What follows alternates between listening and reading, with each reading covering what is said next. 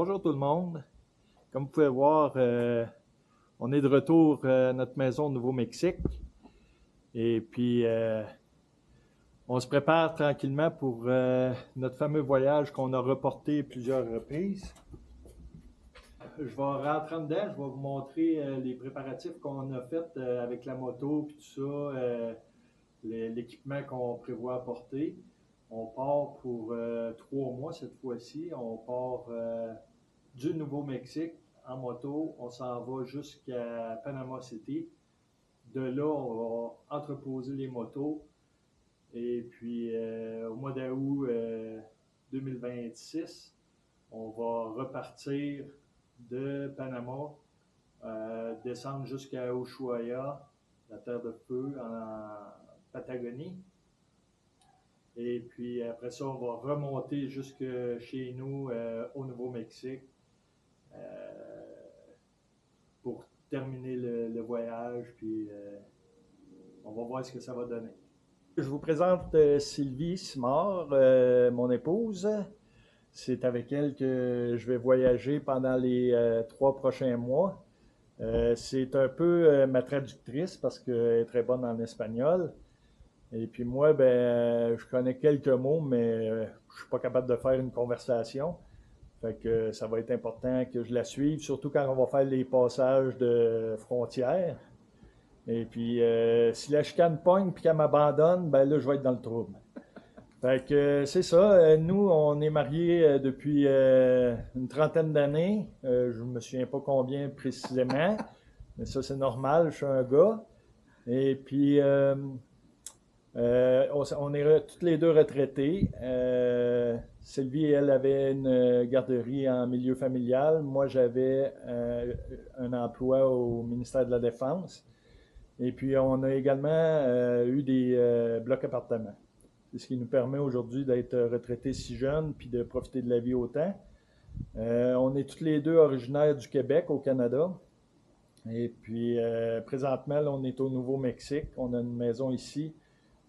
C'est de là, d'ailleurs, qu'on va quitter pour notre fameux voyage jusqu'en Argentine. Là, on est prêt à voyager en Amérique latine parce qu'on a fait le tour de l'Amérique du Nord, le Canada, les États-Unis puis le Mexique depuis les 8 dernières années. On l'a fait en moto, avec un motorisé, mais on se promenait entre le motorisé et la moto, là, ça allait bien.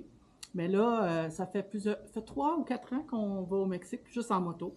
Ouais. Et puis, on a beaucoup aimé voyager de cette façon. De toute façon, c'est plus facile. Les hôtels, c'est beaucoup moins dispendieux en Amérique latine. Fait que cette année, là, on a décidé qu'on descendait jusqu'au Panama parce que on a éventuellement le goût de se rendre jusqu'à la pointe de l'Argentine, jusqu'à Ushuaia. Mais cette année, on arrête à Panama City parce qu'en plus, on a un bonus. On visite notre fils qui est déménagé là l'année passée. Puis, on aime beaucoup voyager en Amérique latine aussi parce que, premièrement, le coût de la vie est moins élevé. Puis, deuxièmement, les gens sont très accueillants. Contrairement à ce que plusieurs peuvent penser, des histoires d'horreur, des histoires de peur, c'est justement juste ça, c'est de la peur. Souvent, c'est des gens qui ont jamais voyagé qui vont perpétuer ces mythes-là, comme de quoi que c'est dangereux dans ces pays-là. Nous, jusqu'à présent, on a voyagé quand même pas mal dans ces pays-là, puis on n'a jamais eu de problème. On s'est jamais senti menacé, jamais senti dans le trouble. Au contraire, les gens ils voient qu'on est des touristes, puis ils sont très accueillants. Ils sont curieux aussi. Ouais, ils sont curieux, ils viennent nous jaser, puis tout, puis ils posent des questions. Fait que c'est très agréable comme voyage. De toute façon, vous allez le voir au cours de la série.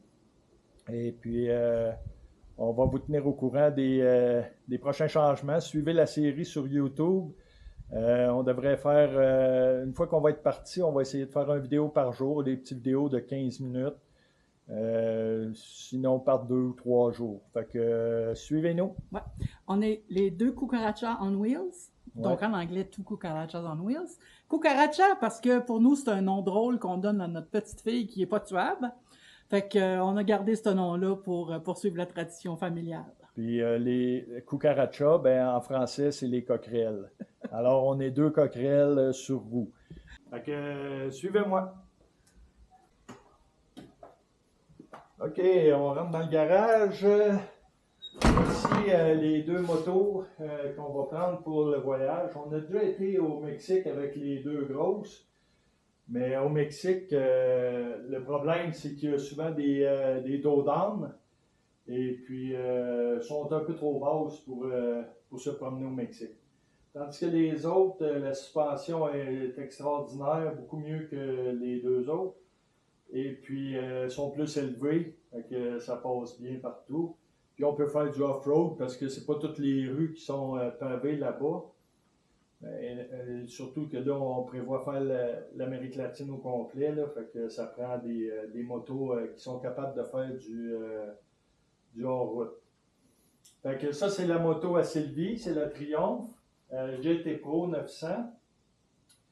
Elle l'a acheté flambant neuve,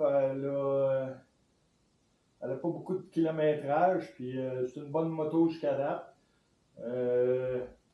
La seule chose qui est un petit peu déplaisant, c'est comme vous pouvez voir, sur 4 motos dans le garage, il n'y en a pas une qui est la même. Fait que ça me force tout le temps à prendre des mécaniques différentes, là. Ça aurait été l'idéal qu'on ait toutes les 2 des Africa Twin, mais Sylvie a préféré la Triumph, fait que c'est elle qui est le boss, c'est elle qui décide. Fait qu'on peut voir aussi ici que j'ai changé les miroirs parce qu'on s'est rendu compte au fil des années, à force de faire du off-road, quand on échappe nos motos, ben souvent on casse les miroirs. Ça, c'est des miroirs 360 qui ils bougent comme ça. Fait que c'est un peu moins prompt à casser. Fait que j'ai changé ça cette semaine. On a aussi chacun un bidon d'essence de spare parce que des fois, soit que l'essence peut être difficile à trouver dans ces pays-là, et ou bien les distances sont trop élevées entre chaque, puis des fois avec les motos, on arrive juste. Fait que c'est pour ça qu'on a des bidons. Dans ce temps, je vais vous passer à travers mon équipement que je vais apporter. Sylvie, elle a la sienne. Moi, j'ai la mienne. Mais en gros, ça se ressemble. On a pas mal les mêmes choses, à part naturellement les outils et tout ça. Mais si on regarde, ça, c'est mon sac qui va aller sur mon banc de moto. Ah, ma moto, là, premièrement, je peux vous la montrer aussi. C'est la Honda Africa Twin 1100. C'est une super bonne moto. Il y a de l'électronique pas mal là-dessus. Je ne vous mentirai pas que des fois, je trouve ça un peu déplaisant, mais en même temps, d'autres fois, c'est bien agréable aussi. On a de l'entreposage en masse, là, les 2 coffres ici, plus le tourpack en arrière. Puis, je mets mon sac à linge justement ici. Sur les motos, on a également mis des petits cadenas. Il y en a un ici. On va voir, des petits cadenas avec un câble d'acier. Ça, on s'en sert pour barrer nos casques. Et puis, on en a un deuxième pour barrer nos bottes. Parce que des fois, si on va visiter des places sur notre chemin en voulant se rendre à l'hôtel ou de quoi de même, puis on ne veut pas nécessairement aller à l'hôtel en premier, c'est sur la route, ben on ne visitera pas avec ces bottes-là, ça marche mal avec ça. Fait que j'ai installé des petits hooks en arrière. C'est sûr que quelqu'un qui veut, il peut les arracher facilement, mais juste le fait qu'il y ait ça, des fois, c'est assez pour éviter que quelqu'un parte avec à la course. Fait que je barre ça avec le petit câble d'acier sur la moto. Et puis le casque, la même affaire. Puis le sac, le reste, tout est dans la sacoche. Puis notre sac de linge, comme là, moi, ça va être mon sac de linge. Lui, il va être sur le banc en arrière. Puis on a acheté un net qui est fait en câble d'acier. Puis il y a un cadenas là-dessus aussi. Fait que ça enveloppe tout le sac. Fait que personne n'est capable de fouiller dedans. Même s'il perce des trous, l'espace entre chaque maillon de câble d'acier est suffisamment petit pour qu'il puisse fouiller dedans. Et puis, avec le cadenas, ben, on peut le barrer lui aussi sur la moto. Là, j'apporte aussi des lunettes, ben, naturellement des lunettes de soleil.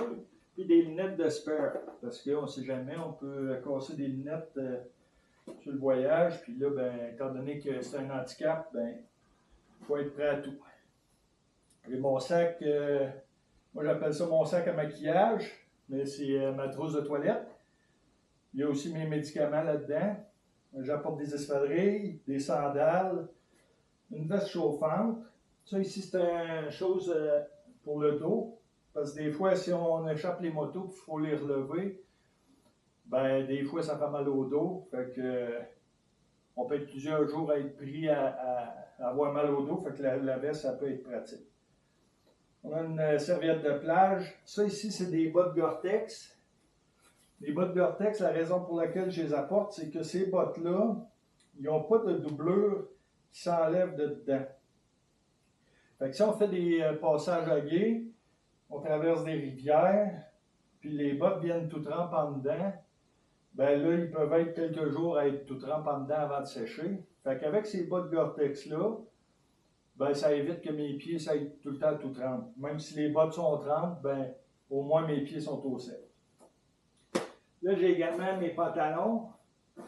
Les pantalons de moto avec les protections aux hanches puis aux genoux. Et puis, ces pantalons-là, ils viennent avec une doublure plus chaude. Et puis, ils viennent aussi avec un imperméable, un pantalon imperméable. J'emmène quand même mon imperméable 2 pièces là, parce que si on pogne les saisons des pluies, ça risque de décoiffer un peu. Après ça, j'ai des gants de Gore-Tex. Les gants de Gore-Tex, oui, c'est pour l'eau, mais ça va être aussi pour le froid, parce qu'on va être souvent dans les montagnes, en altitude, c'est plus froid. Fait que ça prend ça. Malgré le fait qu'on a des poignées chauffantes, ces motos, ça prend quand même ça. Un cache-cou, le casque modulaire, moi j'aime bien ça. Ça se met mieux, ça s'enlève mieux. S'il fait trop chaud, on a de l'espace à respirer. Et puis on a des intercoms là-dedans pour se parler entre nous autres. Après ça, j'ai mon body armor. Quand on fait du off-road, c'est quand même important. Avec un chandail, puis je me souviens pas de ce qu'il y a dans celui-là. C'est le reste de mon imperméable. C'est ça. Ça, c'est la doublure là, avec. Bon. Après ça, j'amène. Des fois, quand on voyage, ça arrive qu'on ne se rend pas à destination, soit parce qu'on a un bris de moto, soit parce qu'on a eu un accident, ou il y a un glissement de terrain, la route est fermée, ou ben, on arrive à une place et les hôtels sont toutes prises. Fait que ça nous prend un kit de camping. Le kit de camping, la dernière fois, on traînait des chaudrons, un petit poêle, puis de l'eau. C'est ça, des chaudrons avec un petit poêle, tout ça. Puis là, cette année, on a décidé de ne pas les apporter. Pourquoi? Parce que ça prend trop de place dans la moto, puis on ne s'en sert pas vraiment. La raison pour laquelle on amène la tente, c'est vraiment juste au cas où qu'on aurait une urgence. Fait que c'est bien de passer une nuit ou deux maximum dans la tente avant qu'on retombe dans un village ou qu'on va être capable de manger, puis tout ça. Fait que on n'amène pas les casseroles. Mais on a la tente, le sleeping bag, l'air mattress. Puis ici, c'est un purificateur d'eau. C'est un purificateur d'eau à lumière UV. Ça fonctionne très bien. Fait que si on a besoin d'eau, ben on a de l'eau. Puis on a un petit speaker Bluetooth parce qu'on veut tout le temps un petit peu de musique, même quand on est en détresse. On a également, parce que ça ne sera pas juste la moto, c'est un voyage touristique qu'on fait. Fait qu'on a notre petit kit de snorkeling qu'on traîne avec nous autres. On adore faire du snorkeling. Puis également, pour ceux qui me connaissent, mais pour n'importe qui a voyagé en Amérique latine, vous savez que le papier de toilette, souvent, il est rare. Fait qu'on se traîne du papier de toilette. On a les cadenas pour les roues de moto, une coupe de bungee, un sac à dos pour si on fait des petites excursions, mon fameux bidon d'essence. Après ça, Ici, on a une toile que je vais mettre par-dessus, qu'on met par-dessus nos motos le soir pour éviter d'attirer l'attention pour rien, pour ne pas se faire voler. Je pense que c'est un bon moyen justement d'éviter les problèmes. Quand on abrise la moto, généralement, les gens ne viennent pas fouiller. En tout cas, nous autres, on n'a jamais eu une mauvaise expérience. Puis c'est que ça fait quand même plus qu'une fois qu'on va dans ces pays-là. Là, après ça, on a un kit d'attel thermal, qu'on peut chauffer pour se faire un attel, soit un poignet cassé, une cheville cassée ou whatever. On a également du plastique moulable, qui est réutilisable aussi. Fait que ça aussi, ça peut faire des attelles. Ça peut aussi réparer un miroir cassé ou un flasher ou des choses comme ça. On a un kit de premiers soins complet qui est dans le sac rouge. Puis là, après ça, on tombe dans les outils. Les outils et les spare parts. Là, il manque les filtres à air. Les filtres à air sont commandés, on devrait les recevoir bientôt. On a des pads à break de spare. On a 2 filtres à l'huile chaque. On a, là j'ai du flashlight, un couteau, des outils pour changer les pneus. Les pneus, nous autres, c'est des pneus sans tube. Fait que c'est parfait. On peut les réparer aussi. C'est sûr que c'est pas recommandé, mais dans un cas désespéré, on peut les réparer avec une plug comme n'importe quel pneu, là, des plugs de même. Et puis jusqu'à temps qu'on arrive à une place où on peut les changer. Sinon, on a chacun un tube avant-arrière qu'on peut mettre dans les pneus le temps de se rendre ailleurs. Après ça, on a du lubrifiant à chaîne, du Prestone, parce que ces motos-là sont refroidies au liquide. On a de l'huile moteur, WD-40, toutes des petites affaires normales. On a des straps ici. Ces straps-là vont être utilisés surtout si on a à faire du remorquage entre nous deux. S'il y a une moto qui tombe en panne, c'est suffisamment fort pour nous remorquer. On a un petit compresseur électrique qui est à batterie. Après ça, on a une multitude d'outils. Je ne passerai pas au travers de tout, là on peut le voir, là, des fils électriques, tout ça. Toutes sortes d'affaires pour se dépanner sur la route. Avec ça, je pense que, à part que de refaire un moteur au complet, je pense que je suis capable de m'organiser pour tout réparer sur la route. On amène également une visière de casque de spare, des fois que ça brise, parce qu'on a pris goût à ça, voyager avec des full face. On a un petit coffre Pélican pour nos documents précieux. Ensuite de ça, on a l'itinéraire du voyage, un livre de bord pour garder le contrôle des finances. On a une tablette pour faire les vidéos, tout ça, éditer les vidéos. La caméra Insta360 qu'il y a dans les mains. On a un drone qu'on va utiliser pendant le voyage, à part au Nicaragua parce que c'est interdit. Donc là, il va falloir qu'on trouve un moyen de le shipper entre les deux pays. Je pense que c'est le Honduras puis le Costa Rica. Et puis après ça, on a tous nos fils avec une power bar. La power bar, au fil des années, on s'est rendu compte que souvent dans les hôtels, ils n'ont pas suffisamment de prises électriques pour charger tous nos gadgets. Fait qu'avec la power bar, ça règle le problème. Parce que bien souvent, il n'y a rien qu'une prise de courant. Puis on a également un Fire Stick pour pogner la TV s'ils ont des TV avec une prise. Je ne sais pas comment ils appellent ça, ces prises-là. Là. Mais en tout cas, on peut pour écouter la TV relaxer des fois, parce que là, on va être quand même un bout de temps sur la route. Fait que ça ne se fera pas tout le temps. Des fois, on va prendre des pauses à des hôtels, puis on aime ça écouter nos petites émissions favorites.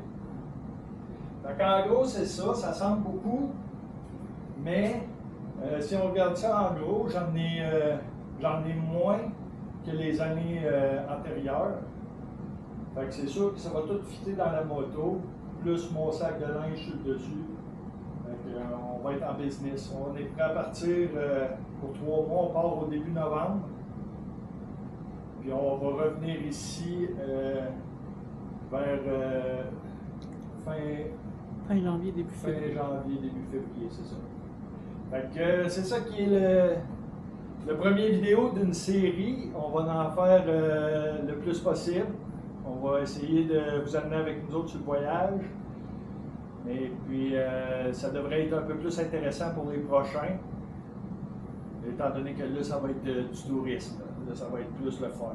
Fait que, à plus tard, on se revoit sur la route.